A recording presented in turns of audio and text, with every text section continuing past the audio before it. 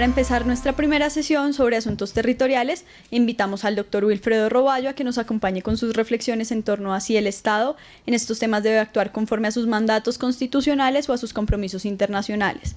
Asimismo, invitamos a los integrantes de la mesa de trabajo, los doctores Walter Arévalo, Ricardo Abello y Eric Tremolada, a que nos acompañen en la mesa principal.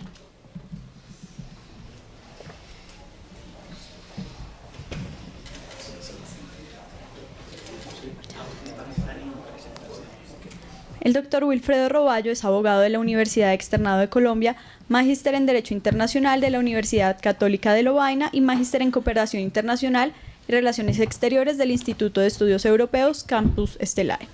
Se ha desempeñado como asesor de entidades públicas y privadas en varios temas de derecho internacional y actualmente es docente investigador de Derecho Internacional Público a nivel de pregrado y posgrado en la Universidad Externado de Colombia. Doctor Roballo, tiene la palabra. Buenos días a todas y a todos. Es un placer para mí instalar esta primera mesa, sobre todo que no es usual tener una mesa de internacionalistas, ¿cierto? Discutiendo un tema que tiene unas implicaciones de orden constitucional, pero sobre todo de orden internacional bastante particular. Y sobre ese punto particularmente es que vamos a tener una gran discusión, lo cual nos augura con seguridad una mesa bastante provechosa. En ese orden de ideas, realmente para mí es un placer moderar este panel e iniciarlo con unas pequeñas reflexiones que no serán más que simplemente unas pinceladas, teniendo en cuenta que serán aquellos expertos que nos acompañan el día de hoy los que nos van a ayudar a responder la pregunta de este panel, que se refiere a si se deben respetar los mandatos constitucionales o si se deben cumplir con los compromisos internacionales, particularmente en los asuntos territoriales. Pues bien, son muy vagas las reflexiones que yo voy a presentar en este momento, y yo quisiera partir de una primera idea. Una idea que es sumamente importante tener en cuenta si consideramos que el territorio es un elemento esencial del Estado. Pareciera, y así lo considero yo, tendremos que escuchar a quienes nos acompañan, que no solamente es un elemento esencial del Estado, sino que es una de las primeras obsesiones del Estado: territorio. La soberanía territorial, sin lugar a dudas, es el primero de todos los intereses que los estados empezaron a defender desde que se empezaron a constituir como personas jurídicas de derecho internacional. Y en ese entendido, siendo una obsesión de los estados y siendo la primera reivindicación soberana que hacen los mismos, pues llama mucho la atención que hoy, después de tantos años y de tantas décadas en las que los diferentes estados han discutido al respecto, todavía encontremos controversias de orden territorial. Eso es bastante curioso. Ahora, lo primero que debemos tener en cuenta es dónde se están ubicando gran parte de esas controversias territoriales. Y la primera constatación, la primera conclusión que vamos a encontrar es que precisamente América Latina es uno de los estados más convulsionados en temas territoriales.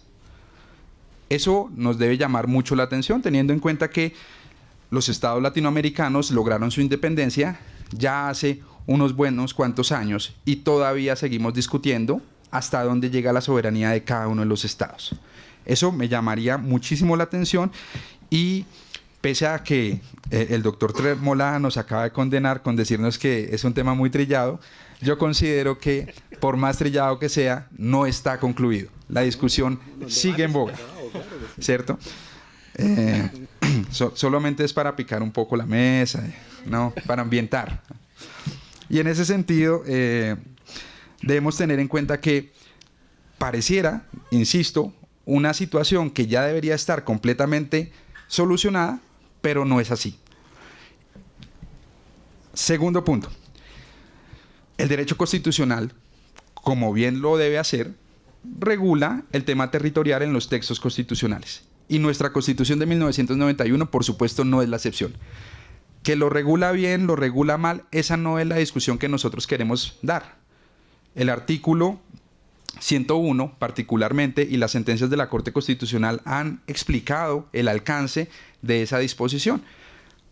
Basta mirar la C-191 del 98, la C-400 del 98, la C-1022 del 99, si la memoria no me falla, y la famosa C-269 de 2014, que yo cada vez que pronuncio esa sentencia algo parece que renace mi gastritis y casi que se convierte en úlcera, porque es una sentencia bastante controversial. Y en ese sentido encontramos que el Estado colombiano tiene una gran, pero gigante controversia desde el punto de vista territorial, y no solamente me refiero al tema y a las controversias ya falladas y las en este momento instaladas con Nicaragua, sino a las que se pueden presentar a futuro en relación con estos temas, teniendo en cuenta las decisiones, los dispositivos de los fallos que ya conocemos y los que eventualmente conoceremos. Y en ese sentido vale la pena entonces reflexionar al respecto. ¿Quién define hasta dónde llega el territorio de los estados? ¿Lo define la Constitución? ¿Lo definen los tratados internacionales que los estados han celebrado para tal fin? ¿O los define un órgano de solución de controversias, en este caso la Corte Internacional de Justicia? Y aquí quiero plantear una de las cuestiones que me parecería interesante que pudiéramos discutir en esta mesa, y es hasta dónde llega la legitimidad de un tribunal internacional para determinar, disculpen, la dimensión del territorio de un Estado. ¿Es legítimo eso? El doctor Vela nos acaba de decir, bueno, los estados siguen alegando soberanía, pero el tema es que ellos cedieron soberanía cuando aceptan una cláusula compromisoria en un tratado, un compromiso ocasional, en el caso de la Corte Internacional de Justicia incluso una cláusula facultativa de jurisdicción obligatoria. En esos casos hay una cesión de soberanía. Esa cesión de soberanía llega a tal punto de entregarle el poder a la Corte Internacional de Justicia de determinar la dimensión territorial de un Estado. Esa tal vez es la pregunta más importante que yo quisiera dejar planteada en la mesa, para determinar si los mandatos constitucionales son efectivamente un límite o, si se quiere, son un obstáculo para el derecho internacional y particularmente para los fallos de los tribunales internacionales. Teniendo en cuenta que la respuesta del derecho internacional seguramente va a ser, y aunque parezca muy plana, es muy fuerte, de acuerdo con la cesión de la soberanía, que un Estado no puede alegar una norma de derecho interno para incumplir sus obligaciones internacionales. Ahí está el meollo del asunto. La Constitución es la norma de normas dentro del ordenamiento jurídico doméstico, pero el ordenamiento jurídico doméstico no es excepción de cumplimiento de los compromisos internacionales. Y entonces, teniendo en cuenta eso, ¿quién define cuál es la dimensión territorial de los estados? ¿Será el derecho constitucional? ¿Será el derecho internacional? Pues bien, teniendo en cuenta esa pequeña introducción, que realmente no soy yo quien va a dar estas respuestas, esperamos que las respuestas ustedes mismas las puedan concluir a partir de las ponencias de las personas que nos acompañan. Sin lugar a dudas, y yo les puedo augurar, tenemos expertos en estos temas sentados con nosotros que seguramente nos van a dar luces para poder entender estas cuestiones. Tengan presente que el tema territorial no es un tema sencillo. No es un tema de firmen un tratado y ya. Aquí hay un tema técnico bastante importante. La determinación de una frontera. El establecimiento de un hito fronterizo. Esos son puntos sumamente técnicos que difícilmente el derecho internacional podría entrar a definir y que, por supuesto, exigen por una mayor profundidad, que seguramente no la vamos a poder tener en esta conferencia dado el espacio limitado de tiempo que tenemos. Sin embargo, hay que tener en cuenta que este es un tema bastante importante para América Latina, en el sentido que las controversias internacionales en materia territorial siguen presentes y seguirán presentes. Y Colombia seguramente va a seguir continuando siendo uno de los principales actores de este tipo de litigios internacionales. No siendo más lo que yo quería introducir a esta mesa, quisiéramos dar entonces la palabra al primer panelista, que será el doctor Ricardo Abello. A continuación, iniciaremos la primera mesa de trabajo, integrada en primer lugar por el doctor Ricardo Abello Galvis, quien es abogado de la Universidad del Rosario, magíster en Derecho Internacional y Relaciones Internacionales del Instituto de Estudios Internacionales de Ginebra. Asimismo, ha sido profesor invitado de la American University, la Universidad de París, Nanterre La Défense y la Universidad de Westminster. En el año 2004, fue designado por Colombia como uno de los 4 integrantes de la Corte Permanente de Arbitraje con sede en La Haya y actualmente se desempeña como docente investigador en Derecho Internacional de la Universidad del Rosario. Asimismo, nos acompaña el doctor Eric Tremolada Álvarez, quien es abogado de la Universidad Externado de Colombia, especialista en Derecho Constitucional y Ciencia Política del Centro de Estudios Constitucionales de Madrid, diploma en Altos Estudios Internacionales de la Sociedad de Estudios Internacionales de España, magíster en Análisis y Gestión de Ciencia y Tecnología de la Universidad Carlos III de Madrid, diploma de Estudios Avanzados en Derecho Internacional y Relaciones Internacionales de la Universidad Complutense de Madrid y doctor en Derecho por la Universidad de Valencia. Ha sido asesor y consultor en Derecho Internacional y Asuntos Comerciales de entidades públicas y privadas, tanto a nivel nacional como internacional. Actualmente es docente investigador de la Universidad Externado de Colombia y titular de la Cátedra Jean Monnet de Derecho Internacional Comparado en Colombia. Asimismo, nos acompaña el doctor Walter Arévalo, es abogado y politólogo internacionalista cum laude de la Universidad del Rosario, especialista en Derecho Constitucional de la misma Casa de Estudios, magíster en Derecho Internacional y asistente de investigación de la Stetson University College of Law. Es además becario del programa externo de la Academia de Derecho Internacional de La Haya y diploma en Espacios Marítimos, Cursos de Agua y Derecho Internacional de la Academia de Derecho Internacional de La Haya y Fellow del Programa de Difusión y de Perfeccionamiento del Derecho Internacional de la Oficina de Asuntos Legales para las Naciones Unidas. Actualmente se desempeña como docente de Derecho Internacional y Relaciones Internacionales de las Universidades del Rosario, del Bosque y Javeriana. Bienvenidos. Gracias. Bueno, pues en primer lugar quiero agradecer muy especialmente al Departamento de Derecho Constitucional, al doctor Roballo, al doctor Vela, al doctor Tremolada, por la invitación y por la iniciativa de tener hacer un evento alrededor del derecho internacional y específicamente la defensa de los intereses de Colombia en los escenarios internacionales. A pesar de ser un tema trillado, al punto que, si ustedes recuerdan, en el 2012, pues íbamos los dos por todos los escenarios explicando el fallo del 19 de noviembre, al punto de que algún momento alguien de los que estaba en el público nos apodó el dúo Pimpinela, ¿no? Íbamos los dos siempre a las diferentes universidades, oficinas de abogados, todos los que querían saber sobre el fallo. Que, entre otras, llegamos tarde a la explicación de ese fallo, porque yo tengo la teoría que este proceso se perdió, sí se perdió, en el 2007, no en el 2012. Y al país se le escondió la decisión del 2007, al punto que ni siquiera la gobernadora de San Andrés, en el 19 de noviembre del 2012, había leído el fallo del 2007, que es el momento en el que dicen el meridiano 82 no es una frontera. Lo que hace la Corte después es hacer un dibujo. Pero el derecho que nosotros pensábamos que teníamos sobre el meridiano 82, lo perdimos en el 2007.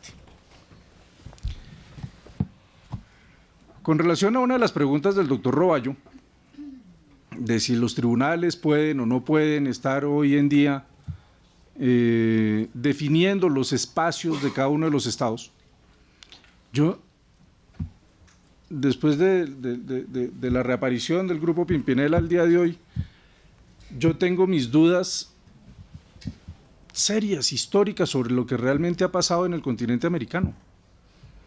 Y en la medida en que nosotros hemos sostenido continuamente que no hemos hecho sino perder territorio, que Nicaragua dice lo mismo, que Honduras dice lo mismo, que Costa Rica dice lo mismo, Panamá no dice, Venezuela dice lo mismo, Brasil dice lo mismo, Perú dice lo mismo, Ecuador dice lo mismo, solo hay una conclusión: el continente americano se encogió. No hay otra opción. Todos hemos perdido, pero no sabemos qué es lo que teníamos ni qué es lo que hemos perdido. Yo voy a tratar de explicarles el tema de las fronteras y cómo un tribunal internacional, la Corte Internacional de Justicia, ha definido las fronteras y ha redefinido las fronteras del Mar Caribe. No sé si es una buena noticia o una mala noticia, teniendo en cuenta que tengo 15 minutos, 20 minutos, son 40 diapositivas. Entonces, le propongo que empecemos. Ese es el mapa tradicional que nos enseñaron a quienes nos enseñaron alguna vez que Colombia tenía una parte marítima, porque es que Colombia siempre ha sido absolutamente territorial. Esa obsesión que el doctor Roballo hace referencia por la tierra y que no se incluye el mar. Y debemos recordar que esa primera distancia de espacios marítimos de 3 millas náuticas o la distancia del cañón y que va evolucionando poco a poco, va denotando la importancia que los estados le van dando al mar poco a poco. Pero no es sino hasta 1982 que queda en un tratado establecido que el mar territorial es de 12 millas náuticas. Hasta ese momento no se hablaba de 12 millas náuticas. Es más, en el 58 se inferían 6, pero no 12. Entonces vean cómo es en el siglo XX que el mar va tomando importancia de acuerdo a los mismos desarrollos de tecnología y en la medida que pueda haber exploración y explotación de recursos en el mar. Colombia hizo un trabajo de ingeniería y aquí no me voy a poner a explicarles la parte histórica de por qué Colombia tenía derechos o tiene derechos sobre las islas de San Andrés, Providencia, Santa Catalina y demás islas, islotes y cayos. Sin embargo, desde 1969, y eso también es importante resaltarlo, Colombia defiende la teoría del meridiano 82. Y fíjense, es 1969. En 1969 lo que hace el gobierno colombiano es decir que en 1928, en el Tratado de Esguerra-Bárcenas, se había determinado que el meridiano 82 era frontera. Y Nicaragua siempre dijo, eso no es cierto. El Tratado de Esguerra-Bárcenas no es un tratado de limitación marítima. Y sobre eso se centró toda la discusión. Pero para poder defender el meridiano 82, Colombia tuvo una estrategia genial. Es decir, yo creo que realmente es la genialidad del arquitecto y del ingeniero de poder el uno hacer el diseño y el otro ponerle las bases. Y en esas bases hay dos que son fundamentales. Uno, el Tratado Ramírez López con Honduras, que es el que está al norte, que colinda con el meridiano 82, y es el punto de frontera, el punto de frontera entre al norte Honduras, al oeste Nicaragua y al este del meridiano 82 y debajo del 15, Colombia. Esto es lo que la Armada Nacional de cariño siempre ha llamado la zona rosa, la 82 con 15. Creo que ya no se les va a olvidar. ¿Qué pasa con esos espacios? Fíjense que Nicaragua solo tenía de espacios marítimos unas 70 millas náuticas, mientras que Colombia tenía cerca de 700 millas náuticas contadas desde Cartagena hasta las islas. Y eso Nicaragua siempre lo consideró injusto. Para defender el meridiano 82, entonces surge el Tratado Ramírez López con Honduras al norte y al sur el Tratado Rodríguez Facio con Costa Rica. Pequeño detalle, fíjense que el tratado con Costa Rica está en punticos, tal vez no se alcanza a ver, pero está con punticos. ¿Por qué? Porque Costa Rica, una vez firmado, determinó o se dio cuenta que no le gustaba el tratado. Y le dijo a Colombia, mire, qué vaina, ya lo firmé, no puedo hacer nada, pero no lo voy a ratificar. En consecuencia es un tratado que es oponible, de acuerdo con el artículo 18 de la Convención de Viena sobre el derecho a los tratados, pero no está en vigor. no está en vigor.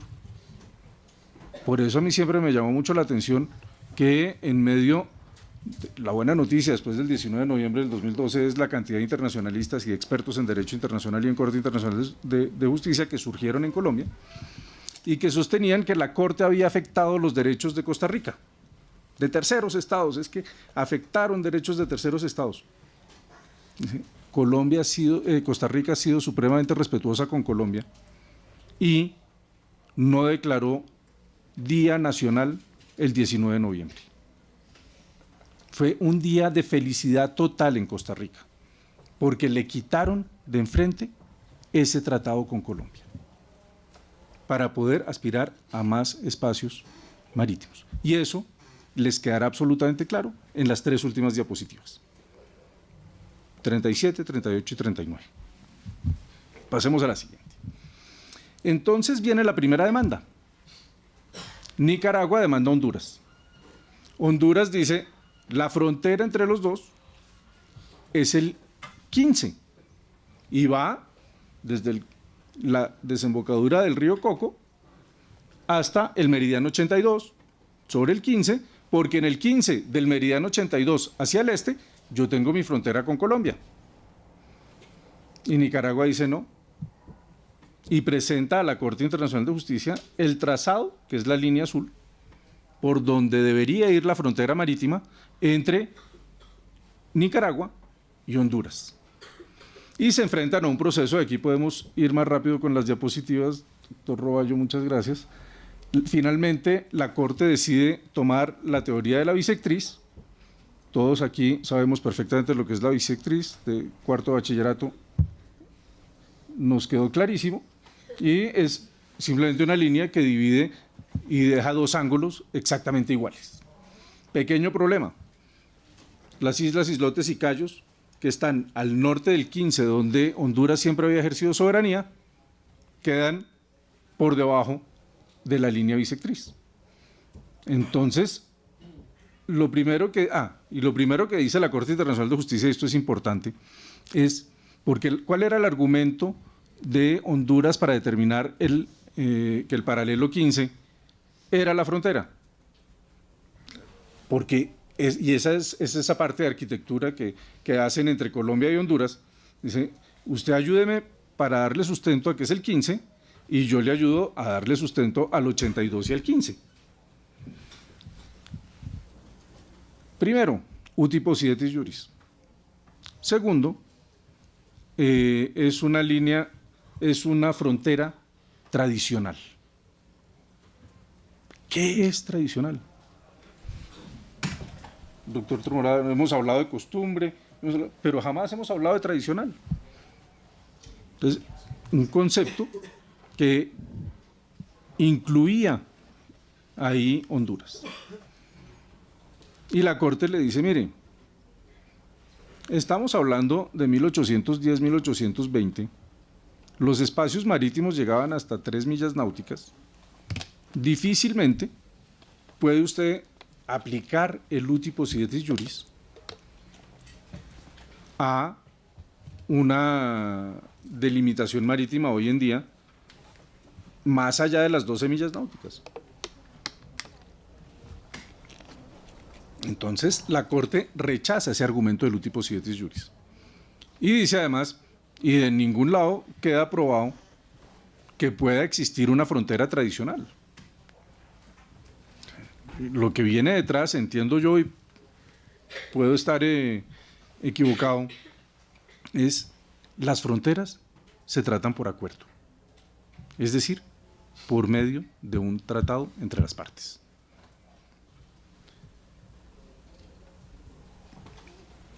Listo. Muchas gracias. Entonces volvemos a nuestro problema de las islas, islotes y cayos. Ya sabemos entonces que el 15 para la Corte no era la frontera. La Corte entonces entra a delimitar la frontera marítima y adopta la posición de la bisectriz, la teoría de la bisectriz. De una forma muy sencilla, la Corte decide establecer la delimitación de cada uno de los de los Cayos, que es bastante sencillo en realidad. Ahí lo único que hay son 12 millas náuticas alrededor de cada uno de los cayos y equidistancia para determinar en las líneas rectas por dónde debería ir la frontera. Fácilmente el dibujito queda así. Dejando entonces porque por vía de las efectividades, Honduras se había demostrado que ejercía dichas efectividades sobre esas islas, islotes y cayos. Y queda perfectamente claro que Edinburgh Key, que estaba siempre al sur del 15 y que nunca había sido pretendido por Honduras, pues quedaba de soberanía nicaragüense, y todos los cayos al norte del 15 que habían sido pretendidos por Honduras quedan bajo la soberanía de Honduras y el Cayo de Edimburgo de Nicaragua. Y aquí viene pues el primer golpe para Colombia. Bueno, aquí la Corte determinó que el punto de partida para el trazado era a las 3 millas náuticas, que las 3 primeras millas náuticas debían llegar a un acuerdo entre los dos estados para determinar por dónde y a partir de dónde iban a trazar esa línea hasta las 3 millas náuticas. La línea queda así. Y fíjense dónde queda la zona rosa. Este es el 15 y este es el 82. Le da la Corte la salida por el Mar Caribe hacia el Atlántico a Nicaragua. Pequeño problema. Aquí tenemos el Ramírez López con Honduras. Al sur sigue estando Colombia, pero al norte ya no está Honduras. Y en ese sentido surge un primer problema con ese tratado.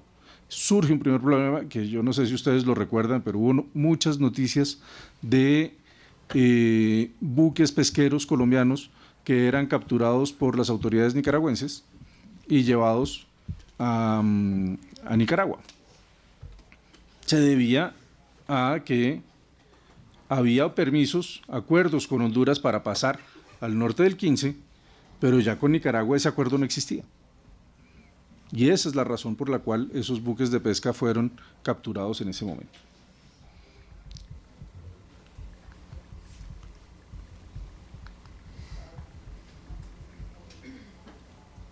El famosísimo Tratado de Esguerra-Bárcenas. Y eso es todo. Lo cual, pues, deja varias reflexiones. Una, porque los colombianos, la gran mayoría de los colombianos todavía no lo han leído. Dos, porque un tratado de límites es tan corto. Como un amigo, el embajador Salgar, nos dijo, pues, fue el que cayó en cuenta que en esas mismas fechas se había hecho el tratado con Brasil de delimitación fronteriza. Dijo, y es absolutamente detallado. ¿Por qué el Esguerra-Bárcenas de 1928 fue tan general y tan amplio? Y fíjense además, y esto es importante para poder entender la diferencia entre el fallo del 2007 con el del 2012, porque lo que dice el tratado es que San Andrés, Providencia y Santa Catalina y demás islas, islotes y cayos, las únicas que tienen nombre y apellido son 3, el resto no. Por eso fue necesario entrar a delimitar en el fallo del 2012, porque esas islas, islotes y cayos no tenían ni nombre ni apellido, tocaba identificarlas. Por eso quedan excluidas desde el 2007, que ese sí es un triunfo de Colombia. Es decir, esto ya fue regulado de acuerdo con el artículo 6 del Pacto de Bogotá y en consecuencia con el 53 o 54 del mismo Pacto de Bogotá, se establece como terminada la diferencia entre los dos estados, porque ya tiene una solución, porque es un tratado vigente para 1948 en el momento en que se ratifica el Pacto de Bogotá. En ese orden de ideas, Colombia ganó, sí, que fue lo que nos vendieron en el 2007. Ganó lo obvio, lo que el tratado decía. San Andrés, Providencia y Santa Catalina son de soberanía de Colombia. la parte terrestre. Tocaba entrar a determinar cuál va a ser la anchura del mar territorial y de los demás espacios marítimos con relación a cada una de esas islas, las 3 islas principales. Pero las demás, que no tenían nombre ni apellido, tocaba entrar a identificarlas y a mirar qué rol iban a jugar. El meridiano 82 aparece por primera vez en el acta de canje, en 1930, y de forma bastante vaga. Nosotros considerábamos que el acta de canje había desterritorializado el Esguerra Bárcenas, y cuando digo desterritorializado, es porque pues era el mismo nombre de las cuestiones territoriales, no marítimas, las que iba a regular este tratado. Colombia sostuvo hasta el 2007 que el acta de canje había desterritorializado el Esguerra Bárcenas. La Corte dijo: yo no puedo estar de acuerdo con Colombia con esa posición. El tratado de Esguerra Bárcenas no es un tratado de delimitación marítima, es un tratado que adjudica espacios terrestres, y por eso a los 3 que están claramente identificados son de soberanía de Colombia: San Andrés, Providencia, Santa Catalina, y los demás tengo que empezar a identificarlos, y empieza entonces toda la labor. Pero el meridiano 82 lo perdimos en el 2007, 13 de diciembre del 2007. Fíjense en este mapa. Fue considerado, o creo yo, mejor dicho, no es que haya sido considerado, pero yo creo que es un error de la Corte. Honduras y Costa Rica solicitaron ser terceros intervinientes en el proceso entre Nicaragua y Colombia. Honduras fue más allá, quiso ser parte del proceso entre Nicaragua y Colombia. ¿Para qué? Para recuperar lo que consideraba que había perdido al norte del 15.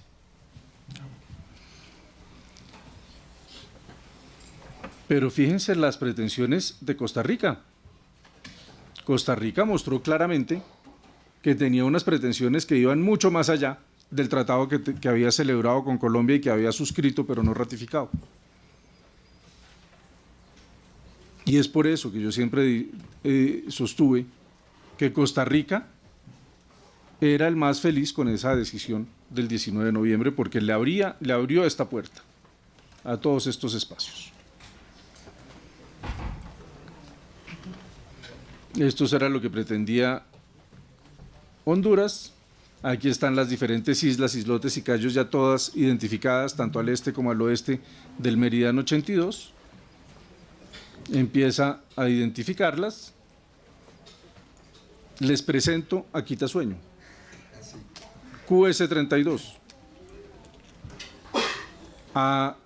Aquí entiende uno cómo estas elevaciones de baja mar, y que solo esta, de las 52 elevaciones de baja mar, solo una, QS32, estaba sobre el nivel del mar. Y por eso era un territorio susceptible de ser apropiado y se lo entregó a Colombia. Este es un triunfo de los abogados de Colombia absolutamente fabuloso. Demostrar que esta roca es susceptible de ser apropiada porque los últimos 70 centímetros siempre están por encima del nivel del mar. Esta foto le ganó a los estudios de la NASA, que era lo que había presentado Nicaragua, y con esta foto ganamos Quitasueño. Quitasueño y 12 millas náuticas de mar territorial. O sea, a esta piedra le dieron 12 millas náuticas de mar territorial. Pero no alrededor de la piedra, sino alrededor de las 52. Esa piedra irradió las 52 y de las 52, 12 millas náuticas. Y eso la Cancillería jamás lo ha mostrado como el triunfo que realmente fue. Ganar esto hizo, como lo hablábamos hace un rato, que Nicaragua salió triste de la audiencia, porque ni eso habían ganado.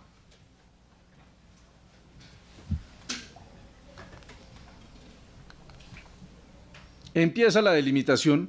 Hasta aquí todo era éxitos y triunfo para Colombia.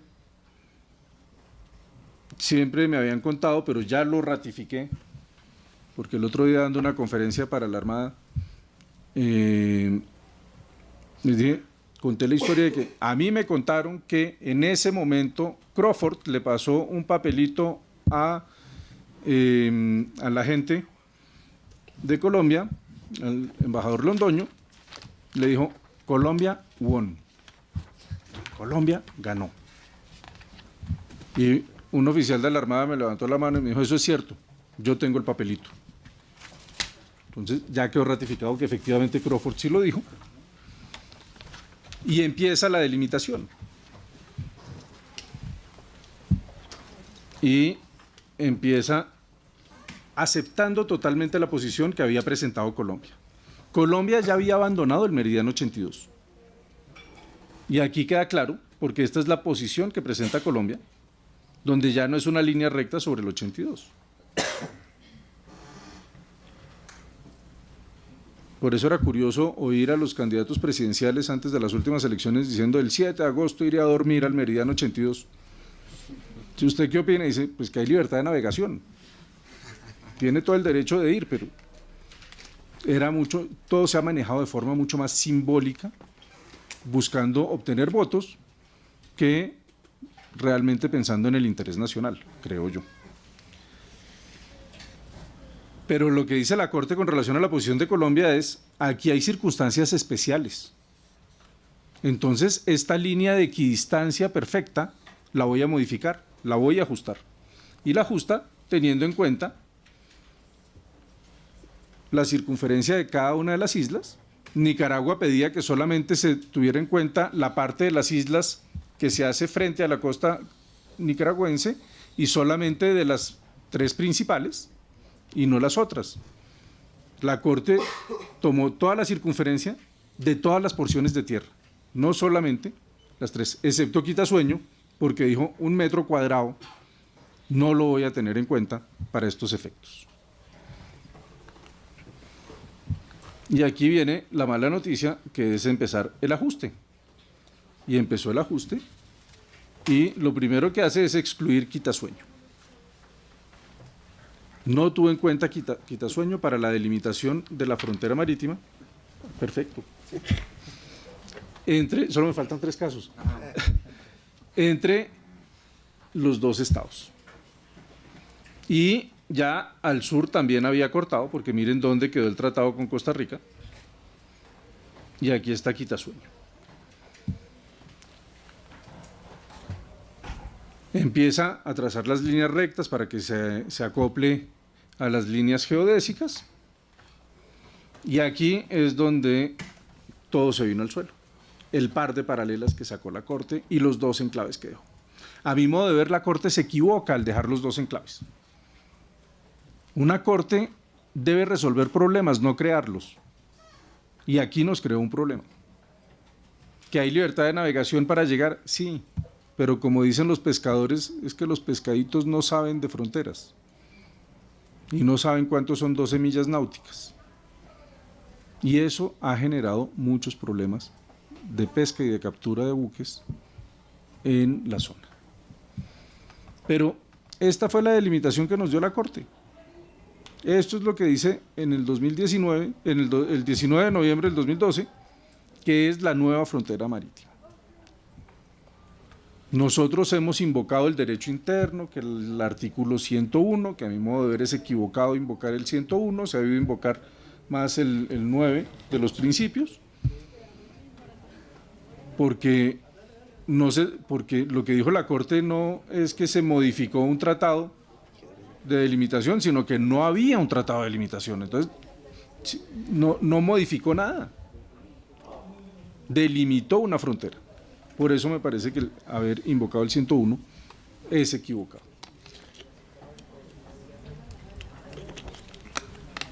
Sigue ahora entonces el problema con los nicaragüenses nuevamente.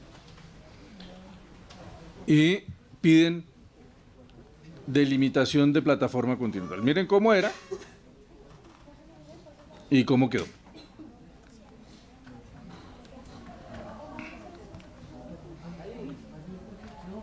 Este es el nuevo mapa, que yo estoy seguro que si hacemos el ejercicio en la Asamblea General de Naciones Unidas y le pedimos a cada uno de los estados parte que nos diga cuál es la delimitación en el Mar Caribe, pues 192 estados nos van a sacar este mapa. Un estado va a sacar este. Yo no sé cuál prima, si el derecho internacional o el derecho interno, pero por lo pronto creo que tenemos ya 192 votos en contra nuestra. Y llegamos entonces al nuevo proceso, el de plataforma continental, donde de forma muy responsable los medios de comunicación han dicho que no vamos a poder volver a nadar en Cartagena. ¿Qué es la plataforma continental? Entonces empecemos por ahí, porque no es de espacios marítimos. En este momento con Nicaragua no se está disputando un solo centímetro cúbico de agua. Se está disputando es el fondo del mar, donde Nicaragua está pidiendo una plataforma continental extendida. Esta es la plataforma continental y, por ejemplo, esta es la foto, el mapa que muestra Argentina para probar que las Malvinas son argentinas, y es que las Malvinas están en la plataforma continental de Argentina.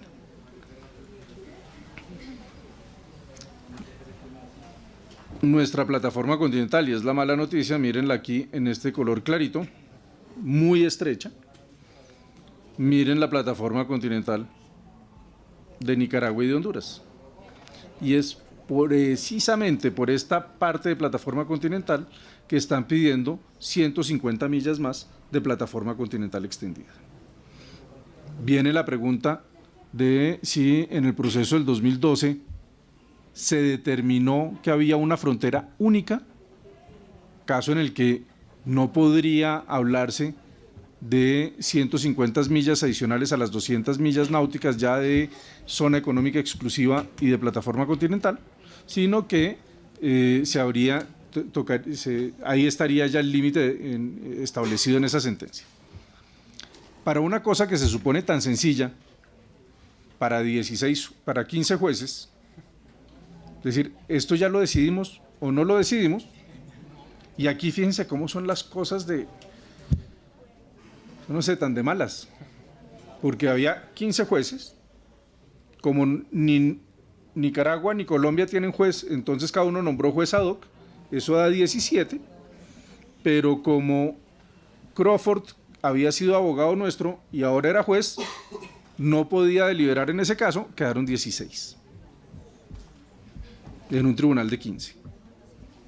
Y eso hace que en algo tan sencillo como esto ya lo decidimos o no, la Corte haya votado 8-8. 8-8. Y se decidió por el voto preferente del presidente, el juez francés Abraham, que fue el que, al ser presidente, tiene el voto preponderante y por eso se toma esa decisión en contra de Colombia. Y perdimos las excepciones preliminares en el caso de la plataforma continental. Yo creo que no las perdimos, porque haber logrado voltear a la Corte y tener 8 jueces del lado nuestro, yo creo que ese es un gran mérito que tienen los abogados en este proceso. Viniendo de 15-0 a 8-8. ¿De 15-0 a 8-8? Yo creo que fue un gran trabajo. ¿Qué es lo que pide Nicaragua? Aquí están las 200 millas y fíjense hasta dónde llegan las 150 millas. El cálculo que hace la Cancillería es que esto es como ir de Bogotá a Bucaramanga, para que se hagan una idea de la distancia que hay y cómo, primero, no estamos hablando de agua y segundo, pues que sí nos podremos seguir bañando en Cartagena, contrario a lo que dicen los medios de comunicación. La mala noticia, porque uno pensaría es absurdo que el suelo sea de uno y el agua de otro, pues el Tribunal del Mar ya determinó en el caso Bangladesh-Myanmar que esta parte grisecita, pues el suelo era del uno y el agua era del otro. A favor nuestro tenemos que el Tribunal del Mar solamente puede juzgar con base en la Convemar, de la cual nosotros no somos parte. Se nos aplican muchos de los artículos de la Convemar por vía de costumbre, pero no toda la Convemar. Entonces ahí tenemos una puerta para argumentar también en el proceso ante la Corte Internacional de Justicia.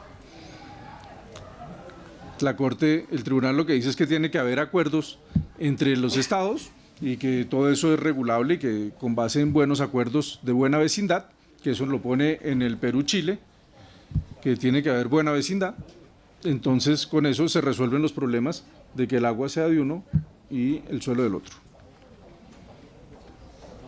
Aquí viene entonces ya el último proceso, que es apenas sale el proceso contra Colombia. Yo les he dicho, Costa Rica hace fiesta, pues tan hizo fiesta que demandó a Nicaragua. Y en este momento hay un proceso en la Corte Internacional de Justicia de Costa Rica contra Nicaragua para la delimitación de la frontera marítima en el Mar Caribe y de paso en el Océano Pacífico. Yo me voy a centrar en el Caribe. Y lo que dice Costa Rica es que esas proyecciones alegres que hace Nicaragua van en contra de los intereses y los derechos de Costa Rica. Lo que está pidiendo Costa Rica, tomando además, fíjense que en la parte importante para el proceso, la distancia según Costa Rica es la misma, entonces hay una proporción de 1:1 y en consecuencia pues aquello de la proporcionalidad y las circunstancias especiales no tendrían un mayor juego. Y básicamente lo que está pidiendo Costa Rica es que la frontera va por la línea negra. Dense cuenta que Costa Rica no se vio afectada por el fallo de Nicaragua contra Colombia, todo lo contrario. En este momento está en un proceso para poder ampliar mucho más allá de lo que pensaba que podía tener inicialmente sus espacios marítimos. Panamá es un misterio, no ha dicho nada, no se ha pronunciado, yo asumo que deben estar trabajando el tema, porque dependiendo de lo que diga la Corte en este caso, pues habrá también una serie de derechos que tiene Panamá sobre el Caribe.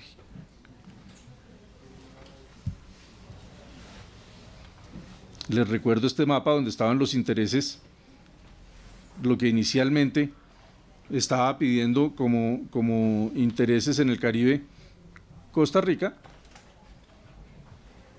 lo que está pidiendo ahora, y fíjense que tenían claro cuáles eran los derechos que podían tener en el Caribe. Este era el mapa original, ya después del 2012, y con esto termino. Muchas gracias. Creo que nunca había hecho este recuento de forma tan rápida.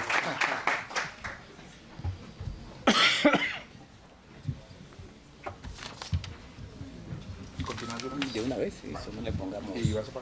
No. Esto no me lo pongas. Voy a hacer lo más breve posible. A continuación cedemos la palabra al doctor Eric Tremolada. Bienvenido, doctor. Gracias. Bueno, dos precisiones. Trillado. Trillado es porque algo es muy repetitivo y para los que tenemos que repetirlo se nos vuelve falta de originalidad, pero eso no quiere decir que no sea relevante o importante. Una. Segunda observación, es cierto, somos el dúo Pimpinela, pero nunca hemos definido quién es Joaquín y quién es Lucía. Y dejémoslo así. Dejémoslo así, eso es cierto. Y de hecho de ahí viene el origen de lo trillado, porque eso lo hemos repetido y discutiendo en mil lados. Ahora sí, metámonos en el debate y en la discusión. Yo voy a tratar de ser lo más breve posible y lo voy a centrar dentro de la discusión que nos planteó el profesor Roballo, si los tribunales internacionales pueden definir o no el territorio de un Estado. Y en principio lo que les voy a decir es que no, ningún tribunal internacional define el territorio de un Estado. Declara los derechos territoriales de las partes. Y eso es una cosa absolutamente distinta. Y esa sí es una cosa objetiva en materia de derecho. Por eso la gran pregunta es si en el caso de la controversia territorial o la disputa territorial y marítima, así era el nombre completo, entre Nicaragua contra Colombia, hasta el 2012 estábamos frente a un asunto de derecho o de chauvinismo. porque prácticamente todo lo que se ha empezado o se empezó a mencionar a lo largo del proceso y por supuesto con más énfasis después, nos hacía ver que parecía que la Corte Internacional es la madre de todos los vicios y la que se le ocurrió sacar una frontera de donde no existía, en fin. Y básicamente esto es obvio, toda controversia territorial exacerba los ánimos de las partes, ¿no? Aquí en Cafarnaúm. Eso hay que entenderlo. Pero para tratar de centrarlo voy a tratar de resumir algo que ya he dicho varias veces, incluso me lo pidieron que lo resumiera para el espectador el año pasado, en fin. 15 razones que explican por qué en este caso la Corte no hizo más que declarar derecho. Que también podríamos en gracia de discusión decir que esa declaración de derecho no fue la más afortunada en el caso de los enclaves para no generar problemas adicionales, pero en todo caso era una opción de la Corte perfectamente jurídica. Y ese es más o menos el planteamiento. Y entonces lo primero que quiero hacer ver, y vamos a jugar así con 15 puntos rápidos y muy cortos, es, obviamente, todo Estado, y de alguna manera era lo que presentaba el doctor Vela cuando estaba instalándose este foro,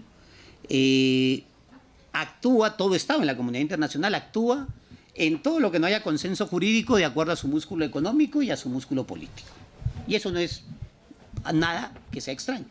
Y decimos, pero eso no debería ser así conforme al derecho. ¿Por qué? No. Es más o menos la lógica que cada uno de ustedes tiene cuando conducen por las calles de Bogotá. Bueno, cuando a mí me dieron el pase en Bogotá, ¿no? Me lo dio un compañero aquí en la Facultad de Derecho en primer año. Yo ya manejaba, por supuesto, robándome el carro. Nunca tenía pase, no necesitaba, pero un compañero me dice, ¿tienes pase? No. ¿Quieres tramitarlo? Sí. Y de pronto me llega el día siguiente con el pase. Y lo me dice, ¿qué tiene que saber para usar el pase? Nada, tú, pues, aquí en Bogotá, tú, para adelante y solo lo que no esté prohibido es lo único que no puedes hacer. Esa es la lógica del derecho internacional del sistema. Todo en lo que no haya consenso jurídico, cada Estado actúa de acuerdo a su músculo.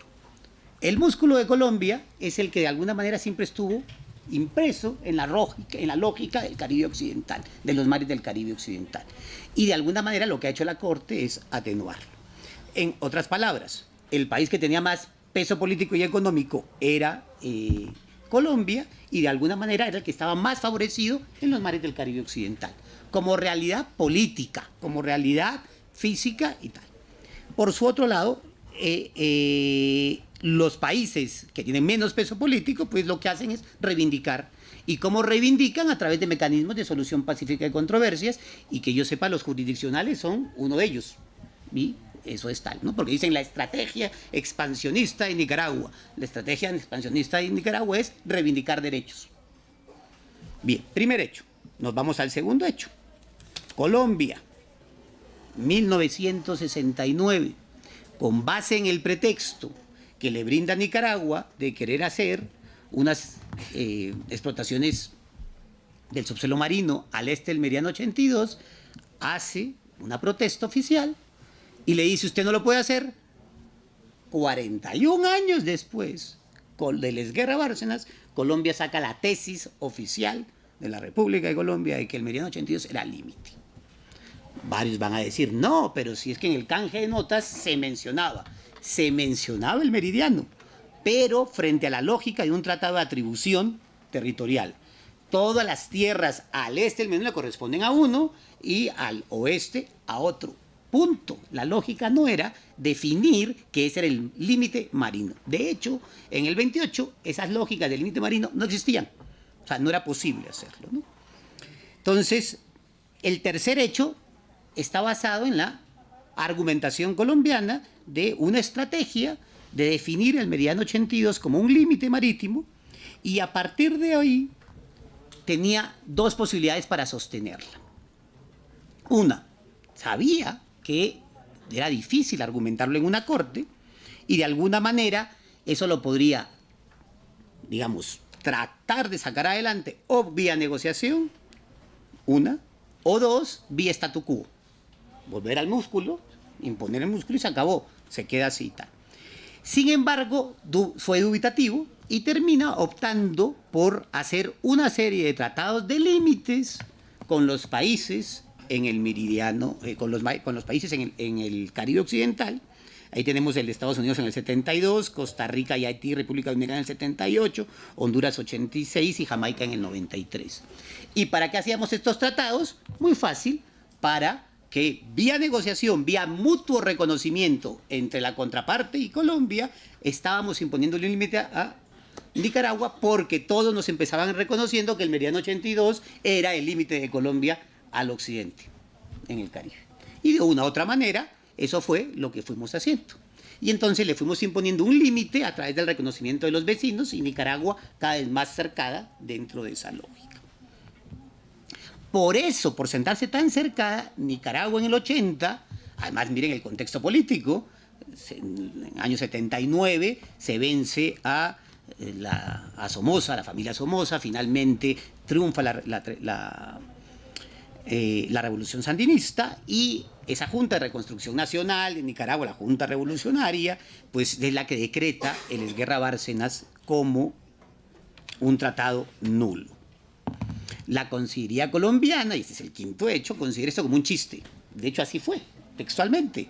El canciller Uribe Vargas dijo, esto es un chiste. Claro, desde la perspectiva del derecho internacional, declarar nulo un tratado de límites podría ser entendido como un chiste.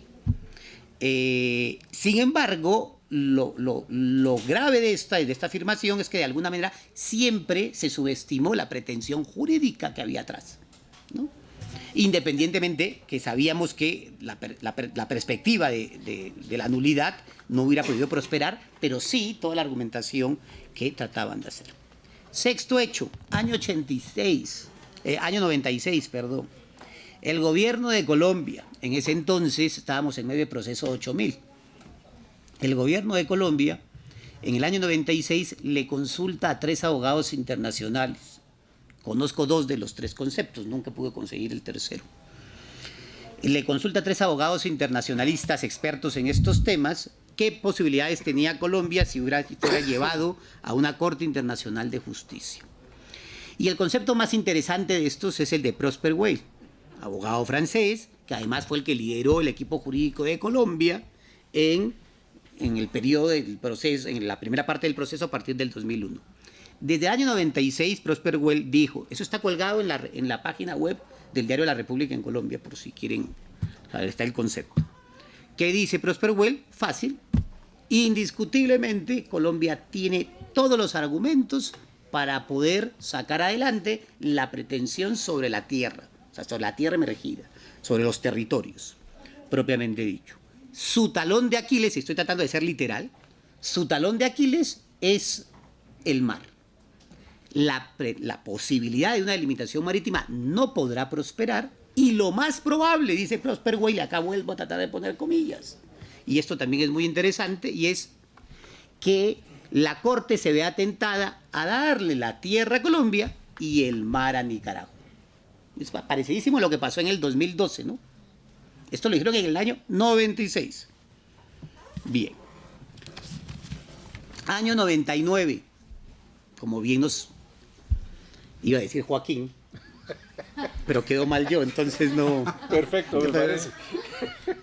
Como bien nos decía el otro integrante del dúo, en el año 99 se ratifica por Honduras el tratado que teníamos con él, en el que le hacíamos el mutuo reconocimiento, nosotros a ellos del paralelo 15 y ellos a nosotros del meridiano 82, es decir, la configuración plena de la zona rosa. Y obviamente en ese momento el gobierno de Nicaragua, creo que era el alemán el que estaba en ese momento, dice, evidentemente, todos nuestros intentos de negociación directa han ido fracasando, no nos queda otra vía que el mecanismo pacífico de solución de controversias para los que tenemos poco músculo, que es reivindicar ante una corte, y se anuncia que va a ir a la corte. ¿Cuándo nos demandan? En el 2001. La víspera, por cierto, hay cosas que en Colombia yo nunca he podido entender, pero las damos por hecho y sentadas, ¿no? Las cosas se filtran, pues, pero no solo se filtran para adentro, sino para afuera. Pues Colombia se entera la víspera, ¿no?, el 5 de diciembre del 2001, que al día siguiente Nicaragua iba a presentar la demanda, y por si acaso, para tratar de tener clara una posibilidad de objetar la competencia de la Corte, desde la Embajada de Colombia en París, que estaba ahí el canciller colombiano de ese entonces, retira la declaración unilateral de competencia que habíamos hecho en el año 32, ratificada en el año 37, o repetida en el año 37, o aclarada más bien, sobre la competencia obligatoria que tendría la Corte en este tipo de controversias. Entonces, esto es curiosísimo, ¿no? Ya que me vas a demandar, a propósito, me vas a demandar mañana, por si acaso, hoy, señor Kofi Annan, ese entonces era Kofi Annan, el secretario, ya no más, yo ya no creo en la Corte y saco la... Pero pese a ello, la Corte aboca conocimiento. Y ahí llegamos, aboca conocimiento a la Corte en el 2001, memoria contra memoria, las réplicas, audiencias, lo que normalmente sucede en estos casos para resolver las excepciones, y llegamos a noviembre del 2007. Primero noviembre y después diciembre. En noviembre, ¿qué pasa? Sentencia de fondo del caso Honduras-Nicaragua. Y ya, dejémoslo en Joaquín. Y Joaquín termina contándonos que ya en este caso, evidentemente, era clarísimo que habíamos perdido algo. ¿Quién era el canciller de Colombia? Y no dudo de sus condiciones humanas y personales y del drama que tuvo que vivir esta persona, pero era absurdo. Nuestro canciller era el señor Araujo, recién posesionado canciller después de estar 7 años y medio secuestrado por las FARC en las selvas de Colombia. Y entonces solo a Colombia se le ocurre poner un canciller que debe conocer lo que está pasando en el mundo, que por 7 años y medio no había tenido contacto ni siquiera con la realidad colombiana. Y repito, este no es un problema de él, sino de quien lo nomina, lo posesiona, lo nombra y tal, y lo pone en este cuento. Y sale la prensa a preguntarle, y no me crean a mí, esto está todo subido, hoy todo, por suerte hoy todo existe, ¿no? Se mete y ven las declaraciones del canciller y le preguntan, ¿y eso alteró los límites de... Para nada. ¿Y eso no afecta a nuestro...? No, jamás. Y eso era la lógica. Pasa un mes, resuelve las excepciones. En el caso de Colombia con Nicaragua, y ahí absolutamente perdimos. Y en eso coincido plenamente con Joaquín, porque evidentemente perdimos, porque 3 elementos nos dijeron o quedaron claros en ese momento. Primero, lo primero es, perdimos, ¿por qué? Porque lo primero que dice la Corte es, Colombia, sí somos competentes, nosotros hemos excepcionado la competencia de la Corte. ¿Por qué excepcionamos la competencia de la Corte? Fundamentalmente, primero porque la declaración unilateral ya la habíamos retirado y decíamos que eso no valía. Y segundo, porque el Tratado de Bogotá decía en alguno de sus artículos, o dice en alguno de sus artículos, bueno, decía para nosotros porque ya no somos parte del tratado, pero en ese momento lo éramos, decía en alguno de sus apartes que solo podrán abocarse conocimiento, o la Corte podrá abocar conocimientos, aquellos temas que no hayan sido resueltos por tratados. Y como Colombia argumentaba que la delimitación marina estaba basada en el Esguerra Bárcenas, entendía que no había por qué. ¿Qué dice la Corte? Lo sentimos mucho, el Esguerra Bárcenas sí solucionó el problema de atribución de 3 de los 10 territorios, solo de 3. Los 3 principales que estaban expresamente mencionados en ese tratado, que repito, es curioso. No lo hemos leído antes del fallo y no lo hemos leído la inmensa mayoría de colombianos después del fallo, un tratado que pretendemos de límites que es de un artículo. Porque el segundo artículo es solo la parte solo es la parte dispositiva de cómo se debería incorporar a las respectivas legislaciones. Entonces es un mandato de 2 párrafos y en eso supuestamente están todos los títulos y las garantías de la defensa en Colombia. Antes nos fue bien. Entonces, primera lógica, soy competente. 2, Esguerra Bárcenas no solo no es nulo, en ese pierde en Nicaragua, sino existe el tratado, pero solo resolvió el asunto de 3 de los territorios. Y por supuesto me voy a pronunciar sobre los otros 7, que ya venía a generarnos un problema, y además, y acá vino lo mejor, aquí no hay límite. Y ahí era lo más grave, o sea, el mar, toda esa pretensión marítima que gracias a nuestro músculo político y económico estaba en entredicho. Pero pese a ello decimos, ganamos. Y el mensaje del gobierno, del canciller y el presidente en ese momento siempre fue, ganamos en el 2007, vamos bien. Y seguíamos en la ruta del triunfalismo, ¿no? Todos felices en la ruta del triunfalismo. Tal. 5 minutos, sí, llego yo a los 5 minutos. Me quedan 5 hechos, o sea que ya... En 2012, que era la fecha de la sentencia, en mayo, la canciller actual colombiana, que tenemos la primera vez que tenemos una canciller que además dura 2 periodos presidenciales completos, la canciller colombiana es tal vez la primera canciller que desde el año 69 empieza a preguntarse cómo nos podría haber ido en este caso. Y empieza a mirar que había un poco de locos, todavía no éramos dúo perfectamente conformado, pero entre otros éramos los que decíamos vamos a perder, vamos a perder, vamos a perder. Y no porque tuviéramos una bola de cristal ni una pitoniza que nos asegurara, sino porque objetivamente no había cómo ganar.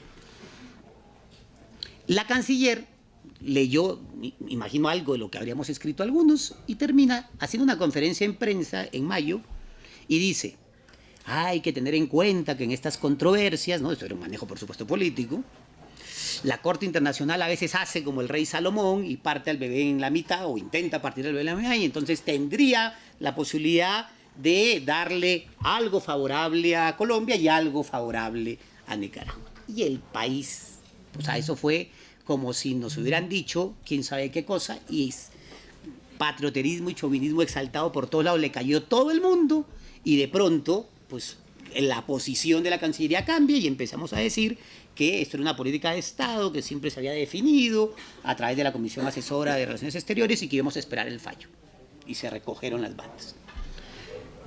Llegamos a la sentencia, llega la sentencia no hizo más que, en cuanto al mar, hacernos la rayita, que ya sabíamos que habíamos perdido, y en cuanto a los territorios, y a esa es la frustración de Nicaragua, no le conceden ninguno, ni siquiera el QS, ¿cómo es? QS 32, que era fundamentalmente el famoso quitasueño, que era todo menos tierra emergida. O sea, la lógica de la tierra emergida es que usted no se moje en los pies. Ustedes veían que ahí siempre uno estaba mojándose los pies permanentemente, ¿no? Porque los derechos del mar se derivan de la tierra emergida. No hay por eso territorios marítimos.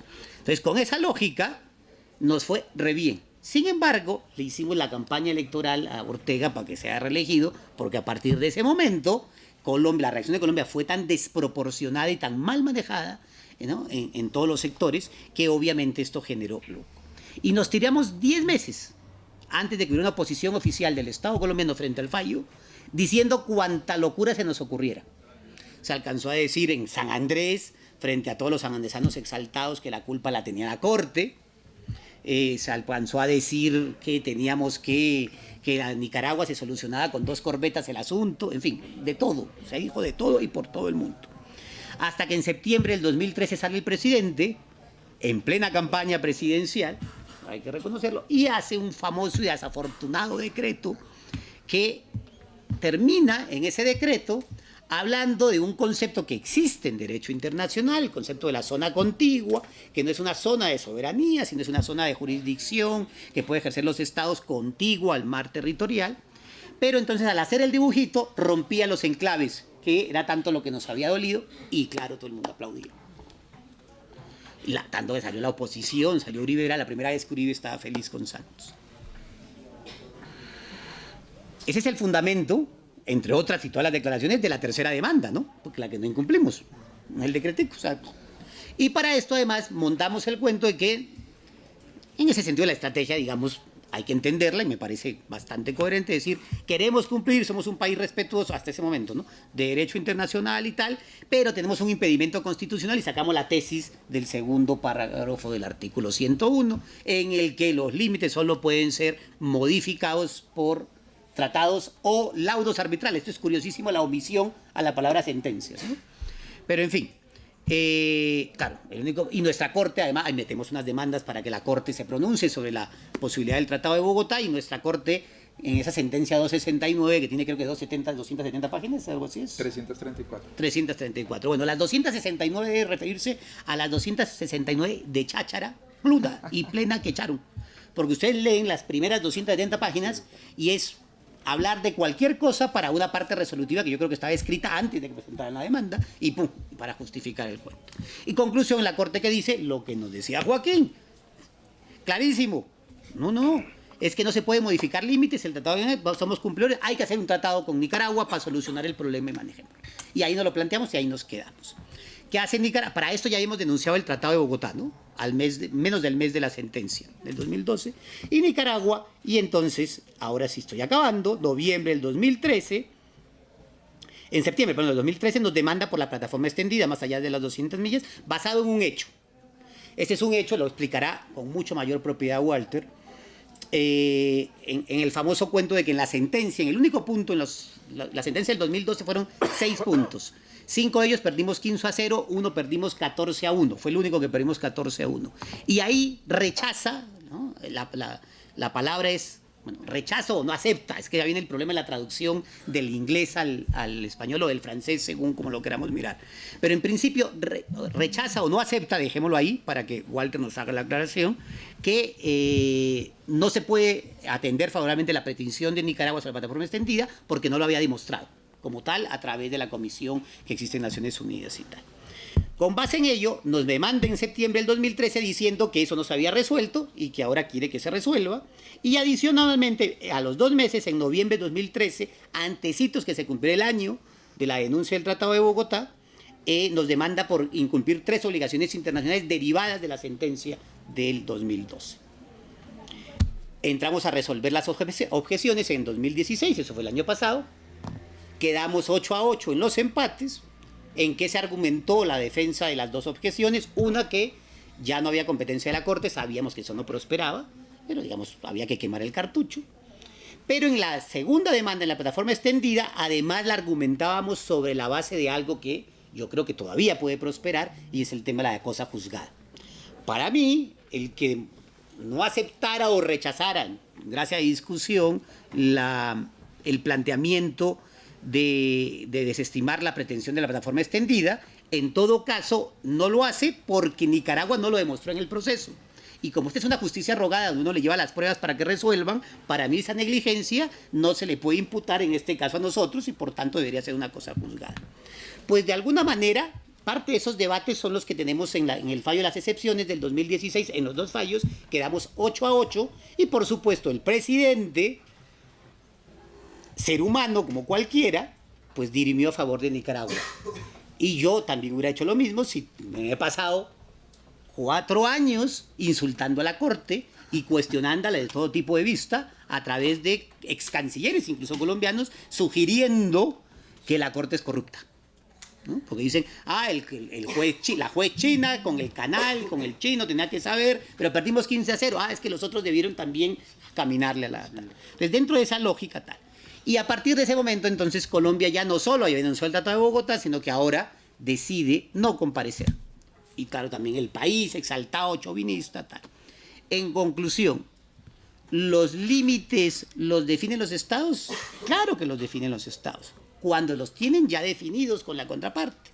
Cuando no los tienen definidos, van y resuelven sus controversias a través de un procedimiento pacífico como este, y la Corte resuelve conforme al derecho que le han probado las partes. O sea, en otras palabras, declara el derecho, no lo prueba. Desde esta perspectiva, la gran pregunta, y eso es lo que nos va a explicar Walter con mucha propiedad, será qué vamos a hacer en los escenarios de las otras 2 demandas, pero en principio perdimos. La única solución real a este problema es la misma desde el año 69, negociación. Muchas gracias.